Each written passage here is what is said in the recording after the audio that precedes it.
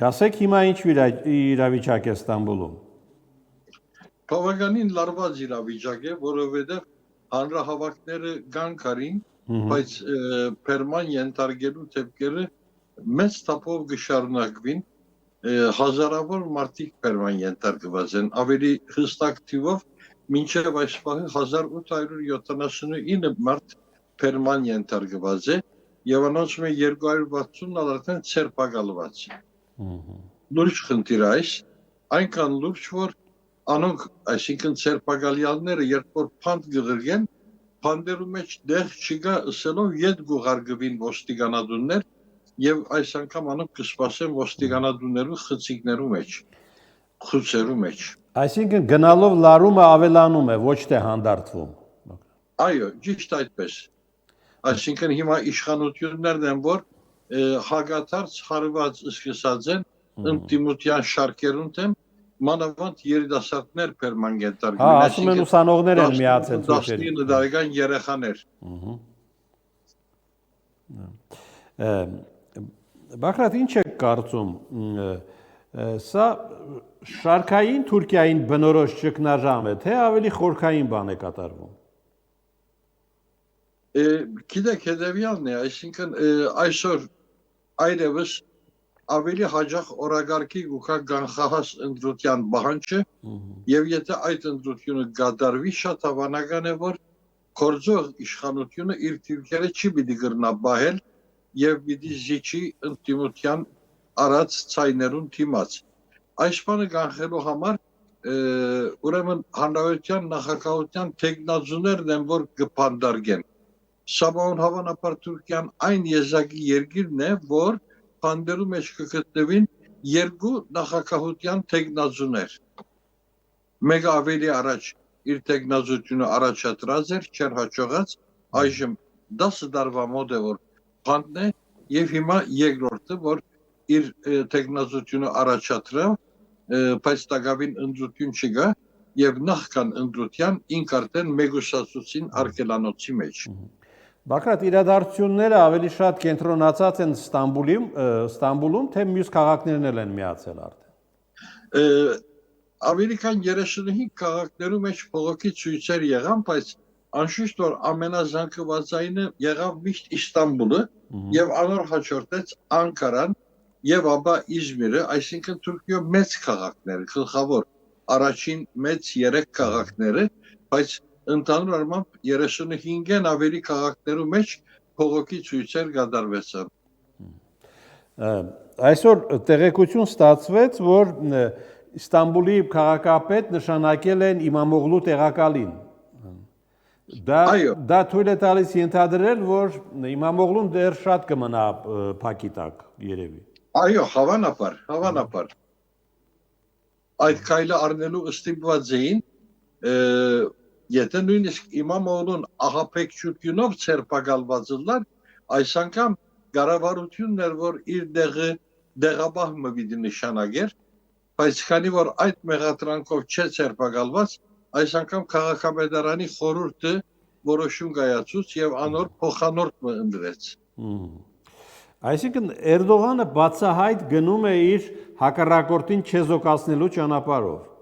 Այո, եւ ժողովրդին ջնշելու, ընդդիմությանալ ջնշելու բազմաթիվ լրագրողներ այս միջոցին ցերպակալվեցան։ Այսօր BBC-ի լրագրողն է Պերման ենթարկելու երևույթներուն մասին եւ հերոստակայաններ, այն հերոստակայանները, որոնք արձագանքեցին այս զարգացումներուն, անոնց թեմալ լուրջ բադիժներ սահմանվեցան։ Պետք չէ արդեն հիշել, թե իշխանամետ հերոստակայանները առհասարակ անդեսեցին այս զարգացումները։ Նկատել եք ադրբեջանական մամուլը ինչքան փակ է, լուռ է այդ մասին։ Բնական է, որ այդպես է, որովհետև իրենք կարծես թե Էրդողանի հետ կշնչեն, անոր հետ շունչ կառնեն, շունչ կարտաքսեն, հետևաբար անոնք մտահոգությամբ կհետևին Էրդողանի սպառնացող յուրաքանչյուր զարգացումին։ Բաղրատ, իմիջիայլոց կարծիք կա, որ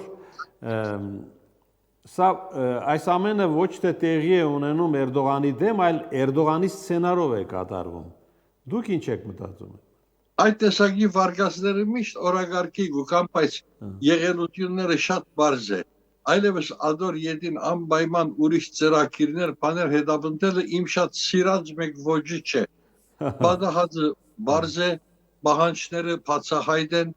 Էրդողանին արարգությունները բացահայտ են, Էրդողան արդեն ընդմիշտ սպառնացավ եւ հիմա ասիկ կգադարվի այն ինչ որ ինքը սպառնացած էր։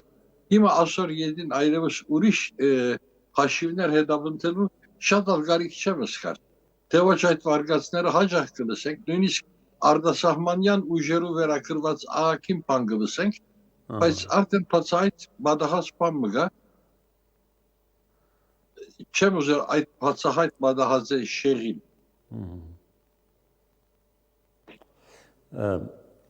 Իմիջիայլոց հարցումներով երևի դուք էլ ունեք այդ տվյալները։ Իմամօղլուն ստացել է շուրջ 15 միլիոն ձայն պրայմերիզին, հա։ Երևի հենց դա էլ անհանգստացնում։ Մոտ 1.5 միլիոնը արդեն գուսակցության անդամներն էին։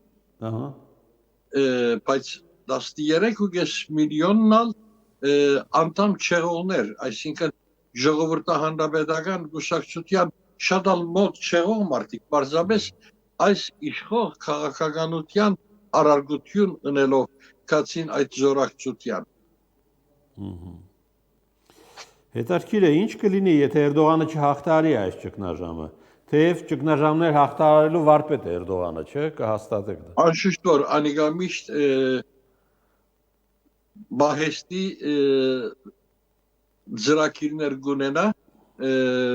ճիշտսիկ ճգնաժամներ հաղթարելու վարպետ է, մանավանդ որ ինք արդեն գրեթե արմադացած 30% ընդրողներու համեմատությունը ունի, որ գարչած են իրեն։ Եթե սևին սպիտակ գսե, անոն գալ սպիտակ գսեն, եթե սպիտակին սև գսե, անոն գալ սև գսեն, եւ այսպես համոզում կոյացուցած 30% մգա ընդրողներու 30%-ը այդ թիրքի մեջ են։ Ան հիմա բիդուզ է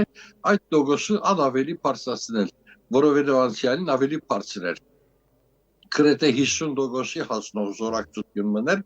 եւ հիմա հազիվ այսքան ետ գնաց։ Հայկական համայնքը ինչ դիրքորոշում ունի այս իրադարձություններին։ Հայկական համայնքը երկու տեսակ դիրքորոշում ունի։ Առաջին դիրքորոշումը հայկական համայնքի պաշտոնական ներկայացուցիչներն են, որոնք կգոչենք հոգևորականներ, բادرարքարան, փարերարներ, հաստատություններու վարիչներ, անոնք ընդհանրապես իշխանամետ կեցված որտեգրած են եւ այդպես ալ գիշարնագեն։ Բայց ժողովրդի զանգվածային մեկ մասը ընդհանրակ ընթացքին մեջ է, անոնք այս ultimativներուն գզորակցին, հագարակ որ իրենք ժողովրդահանրապետական գուսակցության համագիրներ չեն, բայց քիչ առաջ ցել նշած այդ քվեարկության մասնակցող ահագին հայեր եղան։ Ես իմ թաղի մեջ այդ մեկը նկատեցի, որովհետև ես ալկացի ընդրամաս, որովհետեւ տեսնեմ թե ինչ կանցնի, ինչ կդառնա եւ հոն շատ ծանոթ թեմքերով հանդիպեցա։